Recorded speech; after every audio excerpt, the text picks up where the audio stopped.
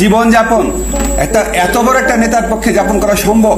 একটা দিনহীন জীবনযাপন করেছেন উনি, একদম গণমানুষের মতো জীবনযাপন করেছেন। ওনার কাপড় চোপড়, ওনার থাকার। বৈষম্য বিরোধী ছাত্র আন্দোলনের মাধ্যমে সাবেক প্রধানমন্ত্রী শেখ হাসিনাকে পদত্যাগ করতে বাধ্য করা হয়। পরবর্তীতে তাকে দেশ ছাড়তেও বাধ্য করেন ছাত্র সমাজ। এরই মধ্যে শেখ হাসিনার দেশ ত্যাগের পর আবারও উত্তাল হয়ে পড়ে পুরো দেশ। অনেকেই চাচ্ছে আবারও শেখ হাসিনা দেশে ফিরে আসুক, আর এই জন্য বিভিন্ন জায়গায় আন্দোলনও করা হচ্ছে।